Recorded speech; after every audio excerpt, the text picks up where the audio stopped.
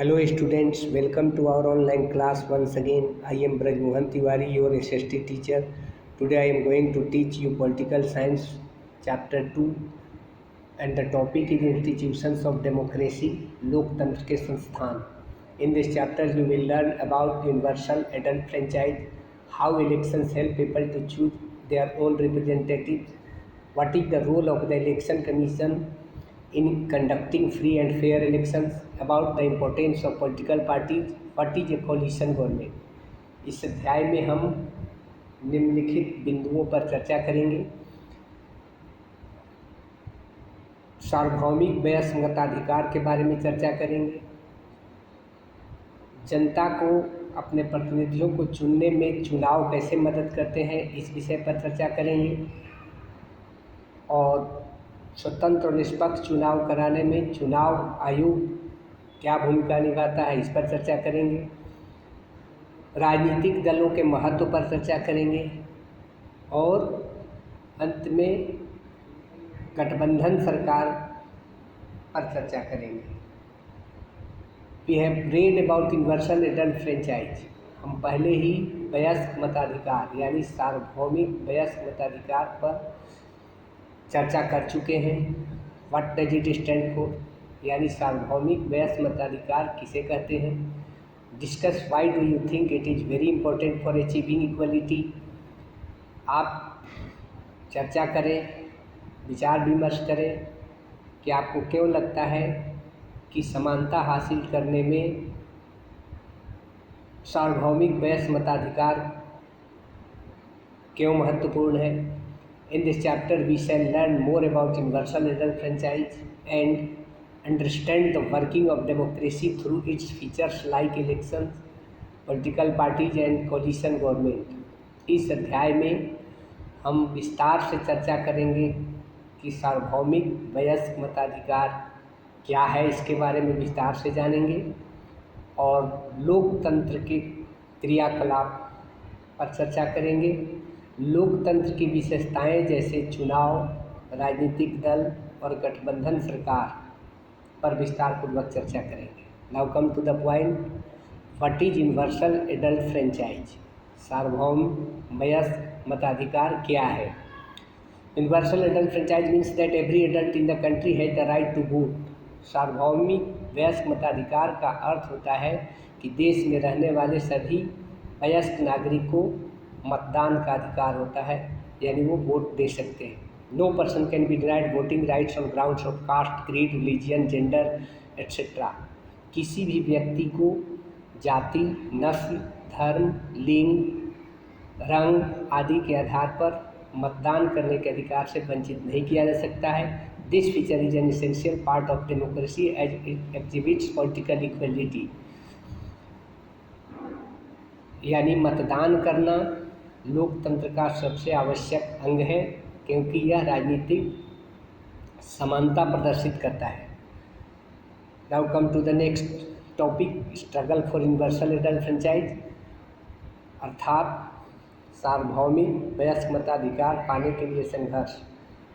सार्वभौमिक वयस्क मताधिकार व्यक्तियों को लंबी लड़ाई के बाद मिला है.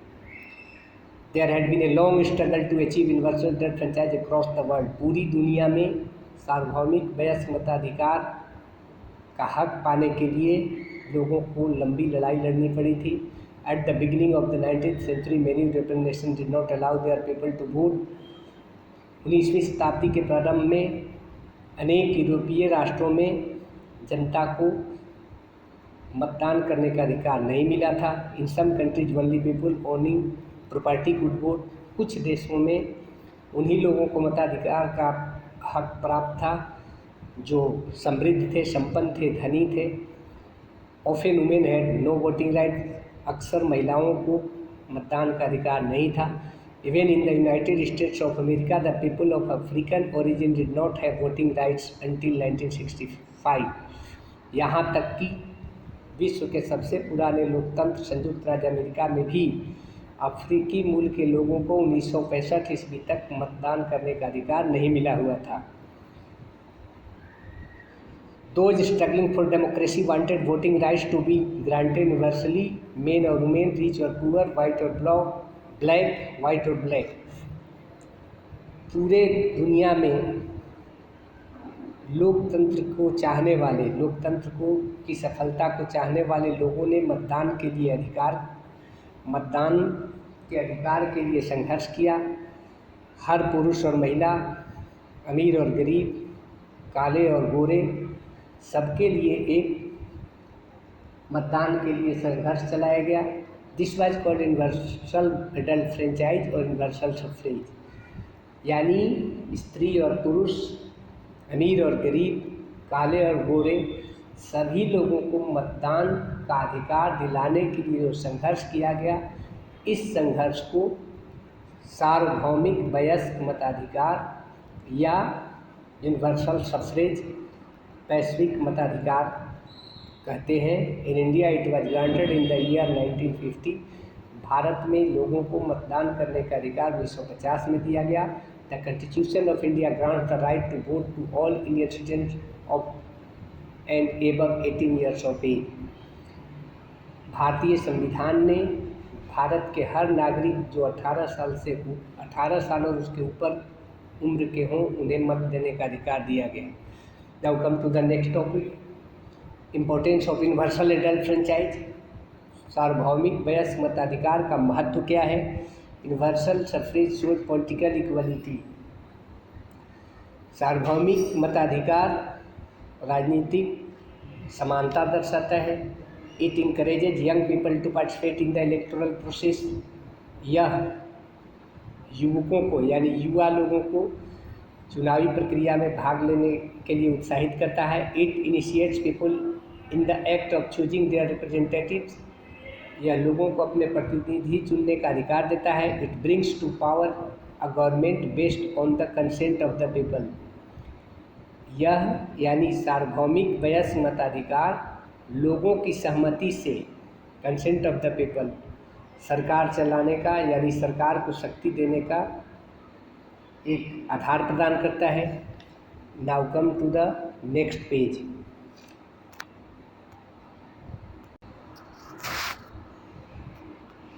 Next topic is elections. In a democracy the supreme power rest with the people.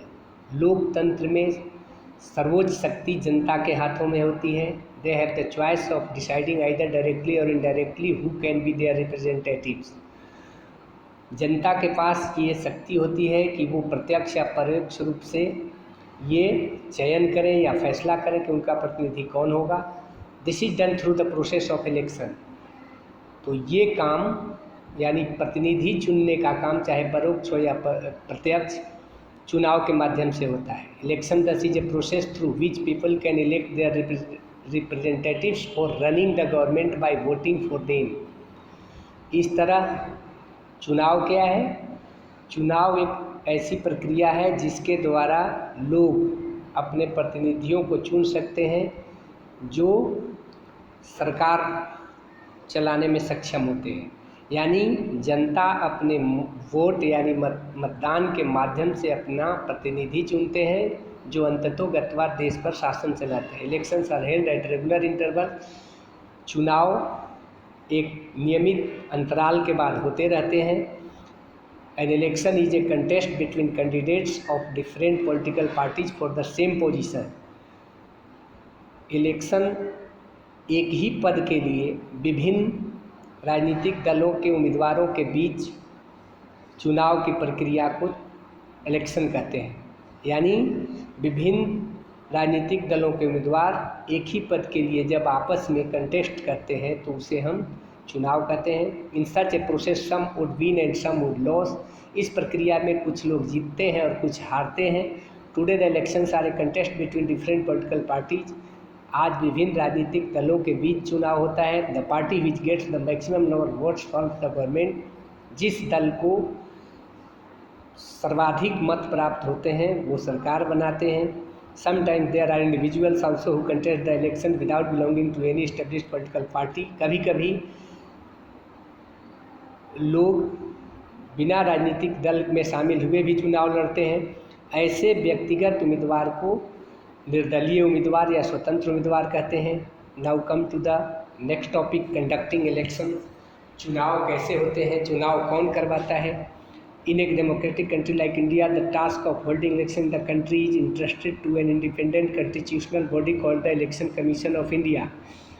Bharat जैसे लोकतांत्रिक देश में चुनाव एक स्वतंत्र संवैधानिक निकाय के द्वारा कराया जाता है, जिसे हम चुनाव आयोग कहते हैं, भारत का चुनाव आयोग कहते हैं। The head of the election commission is the chief election commissioner who is appointed by the president. चुनाव आयोग का प्रधान चीफ इलेक्शन कमिश्नर अर्थात मुख्य निर्वाचन आयुक्त होता है, जिसकी नियुक्ति राष्ट्रपति के द्वारा की जाती है। Her or his task is to conduct elections in the country in a free and fair manner. चुनाव आयुक्त का काम देश में और राज्यों में स्वतंत्र और निष्पक्ष रूप से चुनाव कराना होता है। Now come to the next topic, casting votes यानी मतदान। Earlier people used to cast their votes by putting a stamp on the ballot paper. शुरुआत में लोग अपने प्रतिनिधियों का चुनाव मत पत्र पर मुहर लगाकर करते थे। Today the process has been simplified, लेकिन आज उस प्रक्रिया को सरल कर दिया गया है, क्योंकि अब इलेक्ट्रॉनिक वोटिंग मशीन के द्वारा वोटिंग कराए जाते हैं। The EVM shows the name and the candidates the symbols of the party to which they belong. EVM में चुनाव लड़ने वाले उम्मीदवारों के नाम और जिस पार्टी से वो चुनाव लड़ते हैं उनका चुनाव चिन्ह अंकित होता है। Independent candidates also have their own symbols allotted bye the election commission. जो निर्दलीय उम्मीदवार होते हैं उन्हें भी चुनाव आयोग द्वारा चुनाव चिन्ह आवंटित किए जाते हैं। The votes are only required to press the button against the voters are only required to press the button against the name of the candidate of their choice. अब मतदाता को मतदान के तिथि के दिन जाकर केवल अपने पसंद के उम्मीदवार के आगे का बटन दबाना रहता है। After the voting process is over, the ballot boxes or the EVMs are sealed and kept in safe custody. अब चुनाव प्रक्रिया समाप्त होने के बाद बैलेट बॉक्स या अब ईवीएम मशीनों को सील करके सुरक्षित नियंत्रण में रख दिया जाता है। On a particular day fixed by the election Commission they are open. और चुनाव आयोग द्वारा फिक्स किए गए डेट पर वो ईवीएम मशीन खोले जाते हैं। वहाँ पर the votes for each candidate are then counted. हर उम्मीदवार के पक्ष में पड़े मतों को गिना जाता है। The candidate getting the maximum vote in each constituency is declared elected. तो हर कंस्टिट्यूएंसी यानी चुनाव क्षेत्र में, चाहे वो लोकसभा का हो या राज्यसभा विधानसभा का हो, the candidate getting the maximum vote in each constituency यानी पूरे देश को जितने कंस्टिट्यूएंसी में बांटा गया है या पूरे राज्य को जितने कंस्टिट्यूएंसी में बांटा गया है, हर कंस्टिट्यूएंसी के मतों की गिनती की जाती है और जिस उम्मीदवार को सबसे ज़्यादा मत प्राप्त होता है उन्हें विजयी घोषित किया जाता है, यानी वो विजेता होता है। The party whose maximum candidates are elected becomes the ruling party. और जिस राजनीतिक दल के सबसे ज़्यादा उम्मीदवार चुनाव जीतते हैं वो सत्ताधारी दल बनता है, यानी वह देश या राज्य पर शासन करता है। एक महत्वपूर्ण बात यहाँ आप और जान लें कि voter identity cards were introduced for the entire adult population in the year 1993 in India. These cards serve as identity proof for Indian nationals while casting their votes. 1993 ईस्वी में भारत के हर वयस्क नागरिक को एक मतदाता पहचान पत्र जारी किया गया, जिसका प्रयोग वो मतदान के समय भारतीय नागरिक के रूप में करते हैं। Now move to the next page. Importance of elections. चुनाव के महत्व क्या है?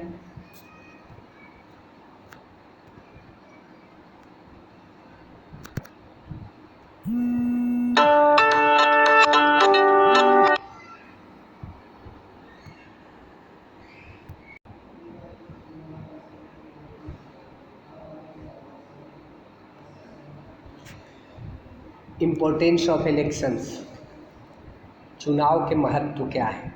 Elections are the means of expression of the public will. चुनाव जनता की इच्छा की अभिव्यक्ति होता है। By electing candidates of their choice people participate in the governance of their country.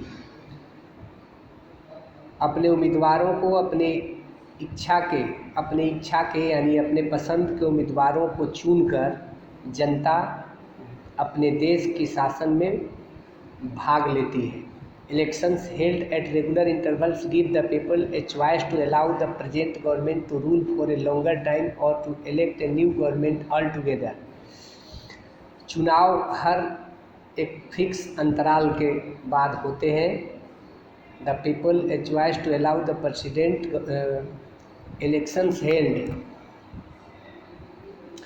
elections held at regular intervals give the people a choice to allow the present government to rule for a longer time or to elect a new government altogether। चुनाव एक नियमित अंतराल पर होते रहते हैं। लोग अपने पसंद के उम्मीदवार या पसंद की सरकार को लंबे समय तक भी चुन सकते हैं, या फिर अगर सरकार का परफॉर्मेंस ठीक नहीं हो तो उन्हें चुनाव के माध्यम से बदल भी सकते हैं। ये free and fair election offers real choice to the people. स्वतंत्र और निष्पक्ष चुनाव लोगों को अपने पसंद के उम्मीदवार चुनने में मदद करते हैं। Now come to the next topic, political parties. चुनाव में राजनीतिक दलों की क्या भूमिका है। A political party comprises of a group of people who share similar views on the political issues of the country. राजनीतिक दल ऐसे लोगों का समूह होता है जो समान विचार रखते हों और देश के राजनीतिक मुद्दों पर समान विचार या भाव रखते हों। A political party wants to gain power through democratic means. राजनीतिक दल शक्ति कहाँ से प्राप्त करते हैं। राजनीतिक दल को शक्ति जनता के द्वारा लोकतांत्रिक माध्यम से प्राप्त होता है। In the elections that are held at the country or state level this party bring in their candidates to contest the elections. जब चुनाव होते हैं देश स्तर पर या राज्य स्तर पर, तो ये राजनीतिक दल अपने उम्मीदवार खड़ा करते हैं चुनाव में, जिन्हें जनता अपने पसंद के उम्मीदवारों को चुनती है। Now come to the next topic, types of political parties. राजनीतिक दल कितने प्रकार के होते हैं। The political parties can be national और रीजनल इन नेचर। राजनीतिक दल दो प्रकार के होते हैं, एक राष्ट्रीय और एक क्षेत्रीय। If a party is recognise in 4 or more states it is called a national party. यदि कोई राजनीतिक दल भारत के 4 राज्यों में मान्यता प्राप्त हो तो उसे हम राष्ट्रीय पार्टी कहते हैं। For example the Indian national Congress and the Bharatiya Janata party are national party. Bharatiya Janata party और कांग्रेस पार्टी राष्ट्रीय पार्टियां हैं। If a party functions at the state level in one state only or regional level in 2 or more states it is called a regional party। और जब कोई राजनीतिक दल किसी राज्य विशेष में काम करते हों, 1 या 2 राज्यों में, तो ऐसी पार्टियों को क्षेत्रीय पार्टी कहते हैं। Some examples of regional parties are the Telugu Desam of Andhra Pradesh, the All India Anna Dravida Munnetra Kazhagam of Tamil Nadu and the Shiromani Akali Dal of Punjab. ये पार्टियाँ क्षेत्रीय राजनीतिक पार्टियां हैं क्योंकि एक राज्य विशेष में काम करते हैं। Now come to the next topic, symbols यानी चुनाव चिन्ह। ईच पॉलिटिकल पार्टी है जे party symbol approved by the election commission. हर राजनीतिक दल को एक चुनाव आयोग के द्वारा चुनाव चिन्ह आवंटित किए जाते हैं। For example, hand is the symbol of the Congress party and lotus is the symbol of the Bharatiya Janata party. उदाहरण के लिए कांग्रेस पार्टी का चुनाव चिन्ह हाथ है, जबकि भारतीय जनता पार्टी का चुनाव चिन्ह कमल है। The symbols help in identification of the party even by people who can neither read nor right. चुनाव चिन्ह ऐसे लोगों को सहूलियत प्रदान करते हैं जो पढ़े लिखे न हों, वो भी चुनाव चिन्ह के माध्यम से अपने पसंद के पार्टी या उम्मीदवार को चुनते हैं। It also helps to avoid confusion if 2 parties have similar sounding names.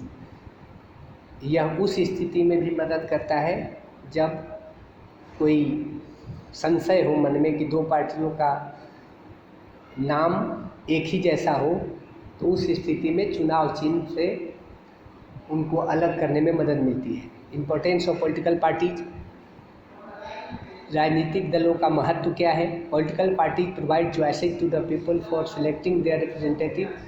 राजनीतिक दल लोगों को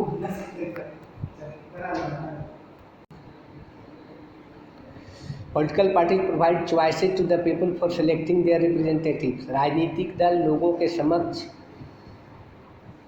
अपने प्रतिनिधि चुनने का ऑप्शन प्रदान करते हैं। Political parties help in shaping public opinion. राजनीतिक दल लोगों में जनमत बनाने का काम करते हैं। They unite and integrate different sections of the society as they draw members from all section. ये देश की एकता और अखंडता को बनाए रखते हैं क्योंकि वे समाज के सभी वर्गों से उम्मीदवार उतारते हैं। As the opposition party they criticize the policies of the government, forcing the government to work for the welfare of the people। और विपक्ष में होते हुए राजनीतिक दल सरकार की आलोचना करते हैं जिससे कि सरकार जनता के कल्याण के काम करने के लिए बाध्य होती है। Now come to the next topic, coalition government.